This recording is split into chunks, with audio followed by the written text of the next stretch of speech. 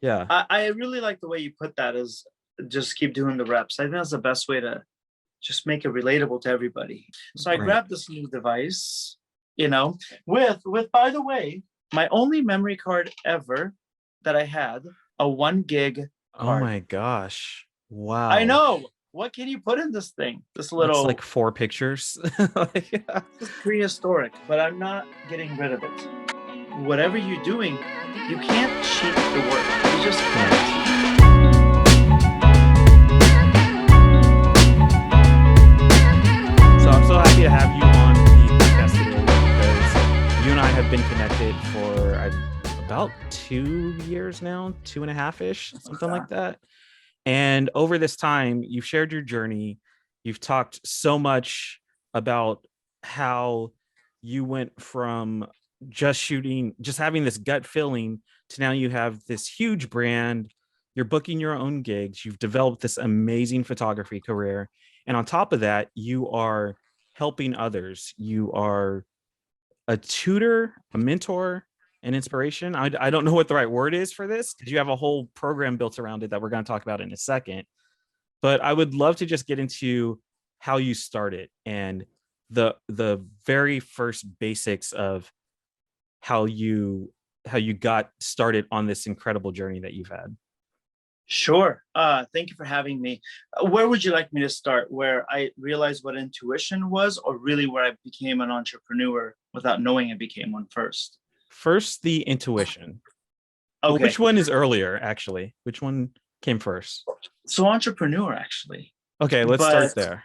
they're kind of tied in. They're always Yeah. tied in. I think even like when I grew up, when I was growing up, um, I never did well in a traditional job. I just Mm-hmm. didn't. So we went to, I would ask my mom to buy us candy from like a Costco or Price Club or whatever it was, and then we'd sell it at school. And I always was that person. And I thought I was I was a courtesy clerk at Albertsons, but courtesy should not have been in my title. I was like, what? Like I was just the jerk that you just didn't want. Okay. Okay. I just, it was horrible. And so I started doing things. I'm like, no, I could pass out flyers for this dollar store. I just always did things on my own. Yeah. And I did people's homework. Well, it's the first time I actually admitted that. I did people's homework for cash. Okay. Yeah. But I made sure that it was done in people in my classroom. I knew what the homework was. I was present. And Mm-hmm. then, so it wasn't like I was doing extra work. I was doing extra work, but it was not like it was a transfer of information. Yes. Yeah. Okay. So I've always been an entrepreneur. And in college, I was so sad to say now because I'm trying to get back into shape, but I was a fitness trainer. Okay. And yeah, and so I would go and I just wouldn't do well like in a restaurant, or I never worked at a restaurant. I'm so thankful for I wish I had the experience, but I kind of, it's good for any restaurant I that did not hire me. I understand. Yeah. Yeah. And but I always worked for myself, and I did fitness training, but the fitness training I did was for like housewives that just needed someone to talk to. So I'd roll in with my 5-pound weights, Gotcha. and then I had like an 8-pound, and that was pretty much it. And I had 2 bands, and they would tell me about their day, and I was attentive, and I was like, Yeah. cash, cash, cash. It was good. Yeah. So I've always done things that, but all those things I did, I would just sit in class and think, I have this weird feeling this might work. And so I was practicing intuition without knowing what it was. I kept surrounding myself people without knowing what I was doing around people who really practice intuition. Mm-hmm. I was big on it. My mom was huge on it. I was the kid that I'd be like, Mom, I would wake up and go, I think so-and-so is going to die now. And she was like, shut up. When I tell you, Yeah. I became like, I was, and then that person would, so I just was always very much in tune with it. Okay. Okay. And I don't know why, what weird little child says that to their mom, but I did. And she was like, be quiet. And then that poor person would pass away within a month. Oh my Like, gosh. yeah, like I nailed it time after time after. So to the point that still to this day, my family's like, "Oh God, did you dream anything?" You know, whatever. I'm like, no, you're good. Don't worry about it. Okay. It's just So a I was cold. always really, huh? It's just a cold. Yeah. Yeah. I mean, it's so funny because when the movie The Sixth Sense came out, my friends were like, Walid, everything you had been saying for years, down to even the little white patch, you know, the people that had Mm, that, um, I was like, sometimes it gets really cold, whatever. So I've always been in tune with certain things. I think intuition is a light form of that. Um, so I've always been an entrepreneur spirit too, yeah. like just entrepreneur spirit. So all that, when I started with, what was the exact question? What got you on the journey to this empire that you've built? What got you started? When was the first time you picked up a camera and took a picture? Okay. I was the first time I picked up a camera and took a picture and thought, oh, I might be a photographer, is when I did use up my last dollar to buy a camera, because I had this gut feeling that something may happen and I might enjoy Yeah. this thing called photography. But when I tell you, where's my camera? Hold on. Oh, do you still have it? No, yeah, I have that camera in a Okay. closet somewhere. I won't sell it. I think it's bad karma. When I tell Yeah. you guys, I did not know that cameras can do this. Like, I did not even know that a lens can get off of a camera. I was like, what is that sorcery, you know? Oh my And so gosh. that's how I just wanted to explain how little I knew Yeah. about photography. And um, prior to that, I had worked with Madonna, for Mhm. Madonna, really. Okay. And I got to see her work. I got to see her work ethic. I got to see her creativity at work, And then I'll say this, I think she does get a lot of attention, but being on the inside, as much as I can say about this, is one day when she's no longer with us, Mhm. people will appreciate her impact Yeah. and how she changed the visual world and music and things for women and all that stuff. Yeah. Everybody. And so I got to see that on the inside. I got to see intuition at play. I got to see extreme entrepreneurship. Um, I got to see hard work. I got to see collaboration. I got to see so much stuff. So um, there I met Jamie King, who's a good friend of mine now. Jamie saw me working. Jamie saw me, like, my eyes were always peeled for like the next thing. Um, Yes. e- Even down to like when they were installing the curtain for the tour, you know, like when they were installing the stage, like what the business that I have, like squatting down and trying to like peek and look. But I Yeah. was so curious how this little army keeps moving city to city to city, right? Mhm. And this little woman is the lead of it all. And he basically, that's pretty much it. I mean, the first time I picked up a camera was because um, Jamie, after my job with Madonna ended, I realized I didn't want to be in management as much anymore. I wanted Mhm. to stay in production, so I went and became a PA for her documentary.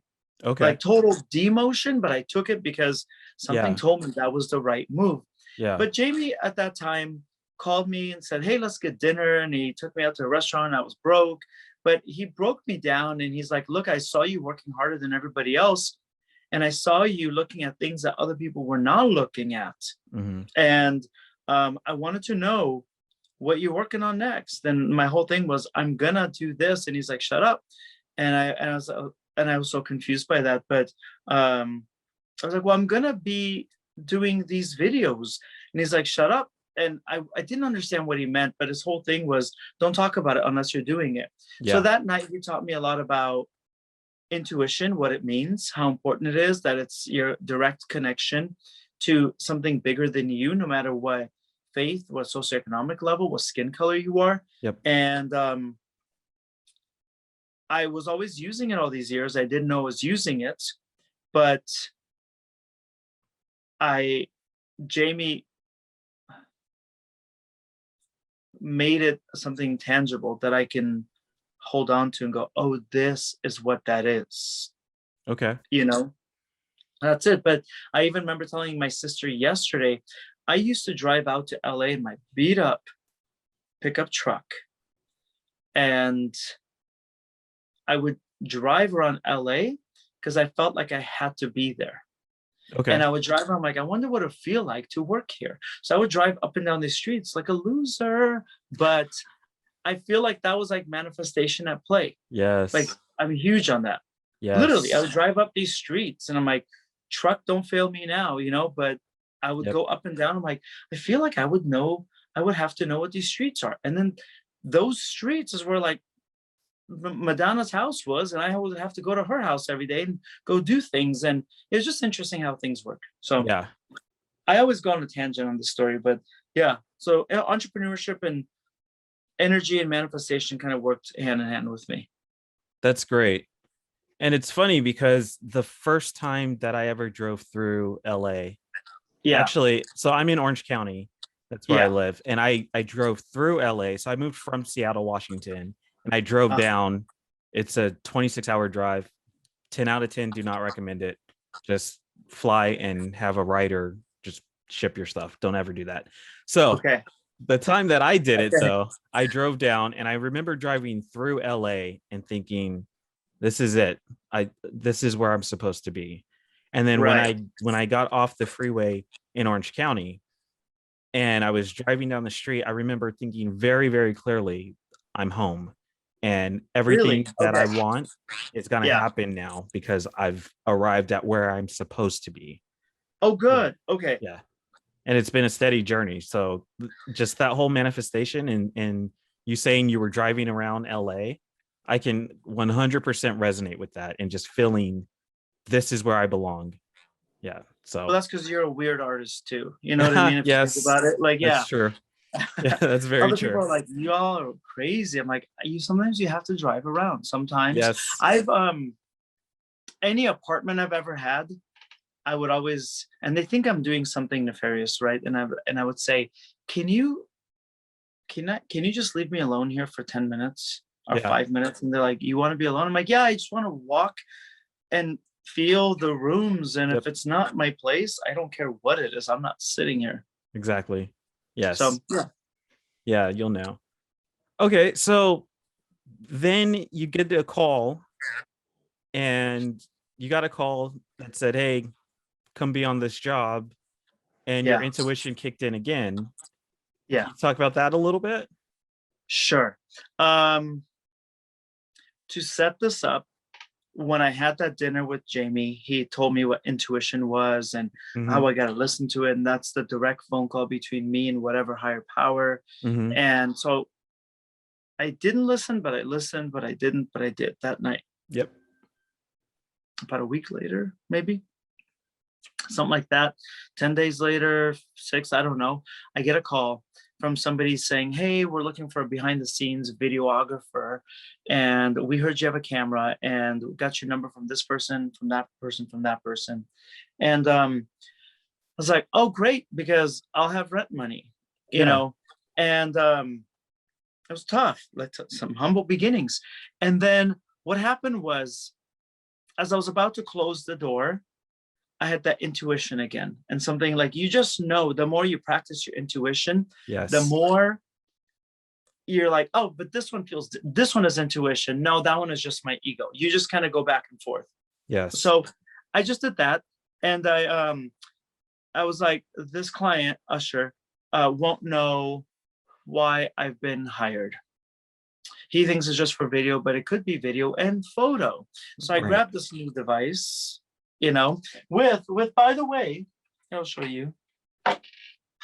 My only memory card ever that I had a where's it at? A 1 gig card. Oh my gosh. Wow. I know. What can you put in this thing? This little, it's like 4 pictures. It's prehistoric, but I'm not getting rid of it.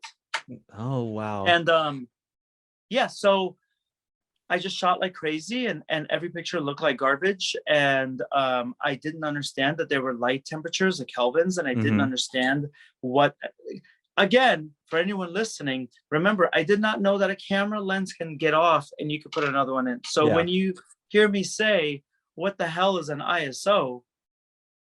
that's some Yes. science. That's rocket science compared to me not knowing a Yeah. lens can get on a camera. And so I did that.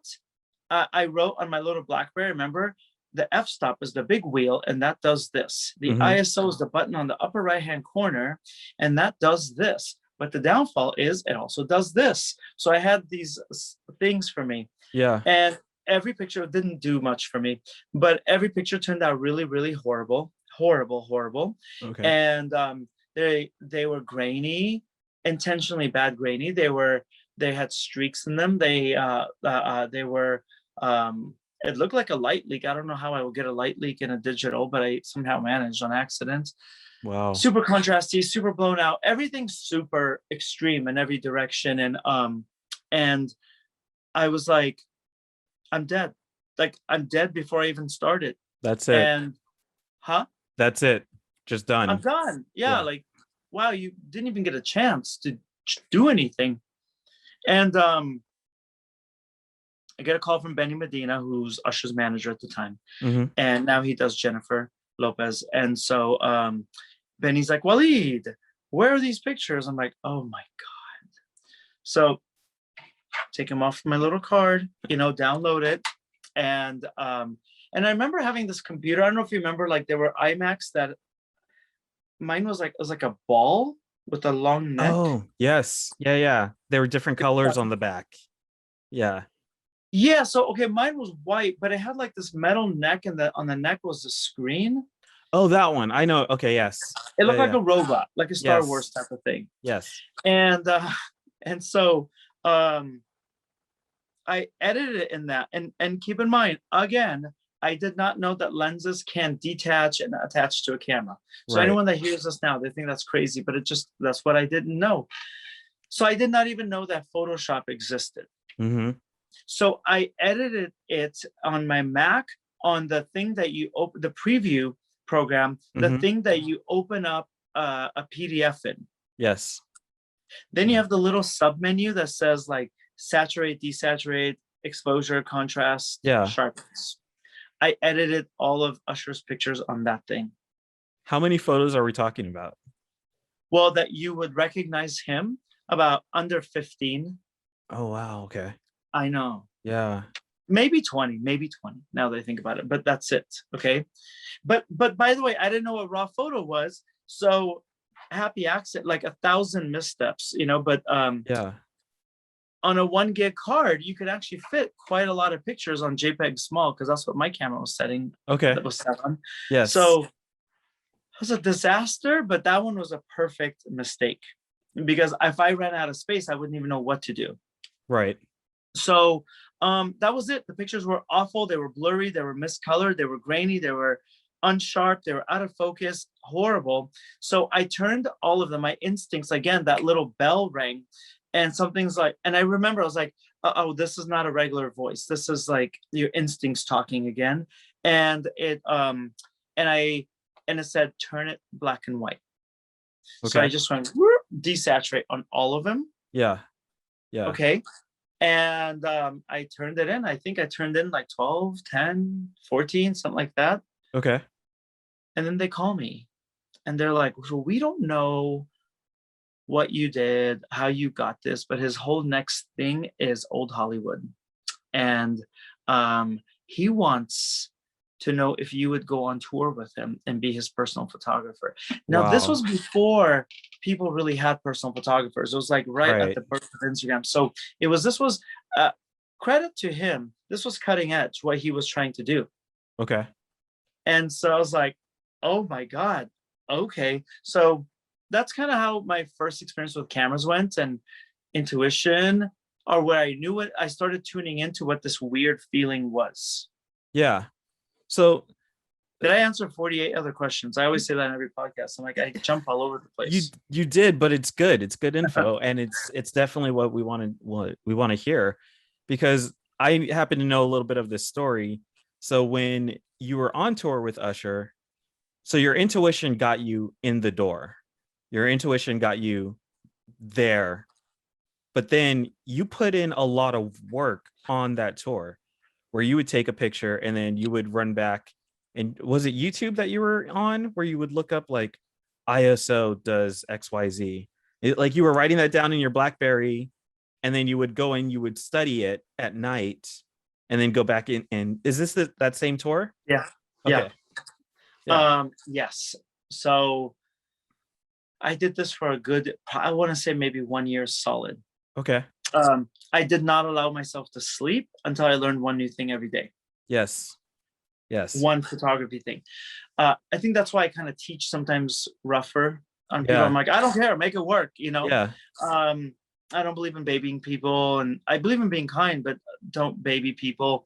Right. So yeah, I learned one new thing every single day. So it would be shooting by a window does this, and you should do that. And I was like, okay, that's enough for tonight. That's and then all we're doing. Yeah. that's all we're doing. Then I would look out, I'm like, great, it's 2 a.m, so I can't practice this. And I'm like, okay. So I would do that, and I would write notes everywhere. Then I kept a it's somewhere in my office, but it's like this black book. Imagine like a hardbound black book that's blank pages. People Yeah. sketch on it. Yeah. Okay. You know, I had that. Then I would like a hacker or something, I would cut pages out of magazines. Okay, this is crazy. I'll cut pages out of magazines. Then I'm telling you, like, I put my head down through a little magnifying glass and like peek. I'm like, oh, what was that in the eye? What? And I would try to learn lighting by what was in the model's eye. And then I'm like, okay, so that's a square thing. And then I research, because I was going to be a history teacher. Then I go backwards and reverse engineer. I'm like, a square light does this. Okay. And then you start going from there. Or I would go, I would pull over. Like just driving down LA, I would just pull over. Like you see productions on the side of the road, straight up, pull over, pretend I was one of the crew. Not joking. Had a meal too. Okay. And I would just sit there and I would just go, I'm like, who looks the healthiest here? Because they're the most well-fed. Yes. Okay. And I would just sit there and I would just stand there, and nobody knew who I was. Nobody. But nobody would ask, because everybody would just assume I was with somebody else. And I literally sat there and I prayed that I didn't know anybody. And I would just stand there and I'd watch them film a commercial, film a movie, and me trying to figure out what the production was without giving myself away. So, and I'm like, okay, this is a Microsoft commercial. So then I would take my little BlackBerry, I would take a picture of the DP's set. Okay. Then I would sit at home and wait for this commercial to happen. Okay. And then I look at that picture and then look on the screen and go, oh, so that light did that. Yeah. That's how I learned. That's incredible. Okay. You put in a ton of work. You put, because you wanted it. It was something that you were going after, and you weren't going to let anything stop you or keep you back from this. This is before courses, everybody. Right. People are like, you could have just got a course. No, I couldn't have. No. This was before Teachable and Katara and all of them. Yeah, that didn't exist. And even YouTube wasn't as in depth as it is today. I mean, every day it gets a million more videos. So yeah, YouTube is rough now. But there was one thing with a cow. It had the word cow. Creative Cow. I don't know why there was like an online thread called Creative Cow. Okay. I think that was it. And lynda.net was there. Oh, I know Linda. Yeah. Yeah. Wow. But I couldn't afford the subscription, but yeah. Right. With the Craigslist Photoshop. Allegedly Craigslist Photoshop. Yeah. There wasn't me though, or anyone I know. It's a story we heard about from our neighbor. Exactly. Yeah. Yep. Okay. So I put in a lot of work. A ton of work, which I think no matter where you're at, if you want something, you have to put in the reps. You have to put in the work. If you want to be a fitness model, you need to go and run and lift weights. If you want to be an accountant, you need to learn math. Like if you want to go and be a painter, you need to buy a canvas and some brushes and get to work. So if you want to be a photographer, and even more so a creative director, I pay attention to your stories on IG. One day YouTube will show my channel to people. I swear to God. But you've put in these reps, and that led you, and along the way you've trusted your gut, you followed your intuition, you put in the reps and did the work, and that led you to where I found you, which is Ask Pat. So is that where you found me? Yes. Oh, You were on Ask Pat with Pat Flynn, is a coaching podcast where people apply, and then he gets on a one-on-one call with them and coaches them through whatever specific topic they want to talk about on that call. Yeah. And you were on an episode where you were talking about you had written the ebooks, but you didn't want to put them out, I think. And then you wanted to teach and give back to young aspiring photographers and the photo community in general.